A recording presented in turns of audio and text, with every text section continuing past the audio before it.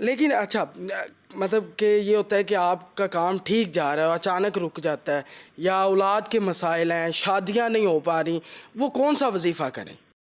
دیکھیں اولاد کے لیے تو سب سے بہترین وظیفے میں ایک بات یاد رکھیں زین بھائی، وظیفہ وہی کرنا چاہیے جو اللہ رسول نے بتایا ہے، جو حدیث میں ہے، قرآن و حدیث سے جو ثابت ہے۔ کوئی ایسا وظیفہ بتاؤ جو اللہ رسول نے نہ بتایا ہو، کوئی ایک مسئلہ بتاؤ کہ میں ادھر لائیو سارے سب چیزوں میں کہہ سکتا ہوں، کوئی ایک مسئلہ نہیں ہے کہ جہاں اللہ رسول نے میری اور آپ کی رہنمائی نہ کی ہو۔ ہم لوگ ہیں جو چلتے پھرتے ادھر ادھر کے جملے اور ادھر ادھر کی عربیت سیٹ میٹ کر کے پڑھ کے تھک جاتے ہیں، پھر کہتے ہیں وظیفوں میں کوئی تاثیر نہیں ہے۔ اس کے لیے بہترین وظیفہ سب سے زبردست قسم کا ربنا ہب لنا من ازواجنا و ذریاتنا قرۃ اعین واجعلنا للمتقین اماما۔ آئیے سورۃ فرقان کی سیکنڈ لاسٹ قریب آیت ہے، سورۃ فرقان آپ دیکھیں گے تو یہ پڑھ لیں۔ اسی طرح ربی ہب لی من الصالحین، اور ایک ہے ربی حب لی من لدنک ذریۃ طیبۃ انک سمیع الدعا، اور ایک چوتھا سب سے زبردست ترین وظیفہ استغفار ہے۔ اللہ کے حبیب صلی اللہ علیہ وسلم استغفر اللہ صرف نہیں، استغفر اللہ واتوب الیہ سب سے مختصر کلمات یہ ہے، اور سب سے مختصر جامع کلمات جو ہیں وہ استغفر اللہ الذی لا الہ الا هو الحی القیوم واتوب الیہ ہے۔ یہ ہے، یہ جس وقت کلمات پڑھیں گے تو ایک تو طریقہ کیا ہے کہ صبح اس کو 7 دفعہ 11 دفعہ 21 دفعہ جس کا عدد اللہ کے رسول نے متعین نہیں کیا اس کا عدد متعین نہیں کریں گے، جس کی تعداد متعین کی ہے 3 دفعہ 7 دفعہ 100 دفعہ وہ اتنی پڑھ لیں۔ تو یہ ایک تسبیح کر لیں، یا یہ ہے کہ سب سے بہترین یہ ہے کہ 2 رکعت نماز پڑھ کے سلام پھیرنے کے بعد آپ سجدے میں چلے جائیں اور ربی غفرلی ربی حب لی من الصالحین، صرف یہ 2 کلمات آپ اولاد کے لیے سجدے میں جا کے 21 دفعہ 11 دفعہ جتنا وقت ہو پورے خلوص دل سے آپ 2 رکعت نماز پڑھیں۔ ایسے وقت میں نماز پڑھیں جو وقت آپ کا انتہائی مزے کا وقت اور اطمینان کا وقت ہے، بھاگ دوڑ کا وقت نہیں ہے۔ تہجد کا وقت ہو سکتا ہے، اشراق کے بعد ہو سکتی ہے، 2 نمازوں اذان نماز کے درمیان ہو سکتی، تو آپ پڑھیں۔ اللہ کے فضل و کرم سے یہ وظیفہ جس کو بھی ہم نے دیا ہے 18 سال اس کی اولاد نہیں ہے تو اللہ اس کو بھی نیک صالح اولاد عطا فرما دیتا ہے، نورین اولاد۔ بے شک، تو جن کی شادیاں نہیں ہو رہی ایسی تو بہنیں جن بیٹھی کی ہیں، شادی نہیں ہو رہی، شادی نہ ہونے کی کچھ وجوہات ان کی کچھ معاشرتی ہو سکتی ہے، کوئی مثلا لائف سب سکل کچھ ہے، سب کچھ ہے، تو پھر اس بھی کے لیے رشتے ڈھلے ہو رہے ہیں۔ اس کے لیے بہترین دعا یہ ہے کہ ربی انی لما انزلت الی من خیر فقیر۔ میں نے آپ کو بتایا نا، بسا اوقات ہم جس سے شادی کا پرپوز وغیرہ کرتے ہیں وہ بیچارے خود سست اور غافل ادارے ہوتے ہیں، جو میرج ادارے ہیں، میرج سینٹر ہیں، وہ آپ کو 6 مہینے بعد ایک رشتہ دکھاتے ہیں اور وہ کہتے ہیں، ہم کہتے ہیں بندش ہوئی ہے۔ اگر ایک ہفتے میں 5 رشتے دکھائیں اور اس لیول کے دکھائیں جس لیول کا بچہ یا بچی ہے، لڑکا لڑکی ہے، تو آپ یقین کریں یہ دوسرے تیسرے ہفتے ہی جو ہے نا وہ نکاح کی نسبت ہو جاتی ہے۔ لیکن جو دعا ہے ربی انی لما انزلت الی من خیر فقیر، اور ساتھ ساتھ سورۃ یوسف پڑھ لیں یا سورۃ تحریم پڑھ لیں، ایک دفعہ روزانہ پڑھ لیں، تو اللہ تعالیٰ آپ کو اس دعا کی برکت سے رزق بھی دے دے گا اور رزق پکانے والی بھی دے دے گا۔ واہ، بڑی خوبصورت بات کی ہے، بالکل جی، یہ وظیفے کرنے چاہیے۔ اچھا، جنات انسان کے داخل ہو سکتے ہیں، یہ جو موکلین ہیں ان کے موکل ہیں وہ کسی پر بھیجتے ہیں، کیونکہ ایک روح تو پہلے ہی ہے، تو یہ کس طرح داخل ہوتے ہیں؟ اور کیا جادو سے انسان کے منہ سے کیلیں اس طرح کی کوئی جادو کی چیزیں بھی برآمد ہو سکتی ہیں؟ دیکھیں یہ کیلے، کیونکہ ابتسام الہی صاحب سے میری جب بات ہوئی انہوں نے کہا بالکل جادو کا سامان برآمد ہو سکتا ہے۔ نہیں دیکھیں، جادو کی چیزوں کا برآمد ہونا اور بات ہے، لیکن جادو کی چیزوں کو برآمد کروانا اور کرنا اور بات ہے، کروانا اور کرنا یعنی شعبد آبادی سے خام خواہ اس طرح کی چیزیں کرنا، جیسا کہ ہمارے بداری لوگ یا اس طرح کے شعبد آباد لوگ کرتے ہیں، تو یہ چیزیں برکیف غیر جو نا وہ عقلی ہیں اور غیر شرعی ہیں، غیر اخلاقی ہے۔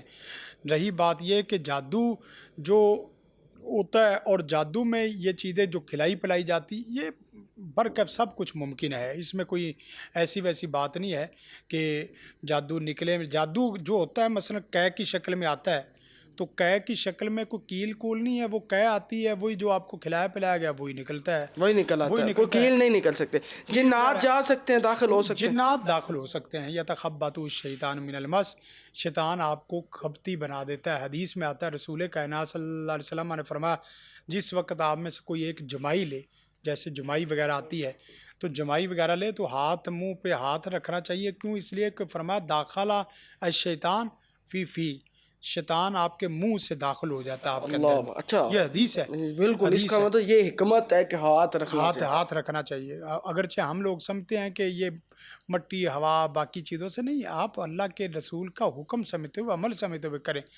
تو ایک تو یہ ہے کہ آپ کے اس طرح بھی داخل ہو سکتا ہے، اور دوسری حدیث یہ بھی ہے کہ شیطان آپ کے جسم میں ایسے چلتا ہے جیسے خون چلتا ہے، اندر چلتا ہے. تو اس اچھا، کا مطلب یہ اندر ہی چل خون کی طرح. خون کی طرح آپ کے جسم کے اندر چلتا ہے. اور شیطان آگ سے بنا، جن بھی آگ سے بنے، ظاہر تو سی یہ بات. آواز کی طرح، دھومے کی طرح، اور اسی طرح کبھی کسی چیز کی طرح وہ داخل ہو سکتے. داخل ہونے میں کوئی مسئلہ نہیں ہے کہ داخل نہیں ہو سکتے. بعض لوگ تو جنات کا ویسے انکاری ہے کہ جنات ہیں ہی نہیں ہے، جنات ویسے موجود ہی نہیں ہے. آپ کیسے ہی اس چیز کا انکار کر سکتے جس چیز کو بیان اور موضوع بات خود قرآن نے بنایا. اور صورت جن ایک پورا نام ہے. صورت جن قولو یلی انا استامہ نافر من الجن وَإِذْ صَرَفْنَا إِلَيْكَ نَافَرًا مِنَ الْجِنِّ يَسْتَمِعُونَ الْقُرْآنَ. اور اسی طرح قرآن مجید کی یا معشر الجن والانس وما خلقت الجن والانس الا لیعبدون.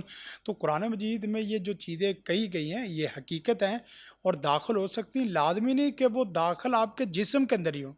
بس اوقات آپ کے جسم کے اوپر ہوتی ہیں، بس اوقات آپ کے جسم کے اندر داخل ہوتی ہیں، اور بس اوقات جسم کے اندر اوپر بھی نہیں ہوتی، آپ کے ساتھ ساتھ چلتی ہے. جیسا کہ آپ نے کہا کہ سائے کی شکل میں کبھی کوئی تصویر بن گئی، کبھی کوئی اس طرح آواز آنی شروع کر دی، کبھی کوئی اس طرح کی چیزیں کھٹکنا شروع ہو گئی، دروازہ کھٹک گیا، آپ کی چیز ادھر پڑی تھی تھوڑی سی ادھر ہو گئی.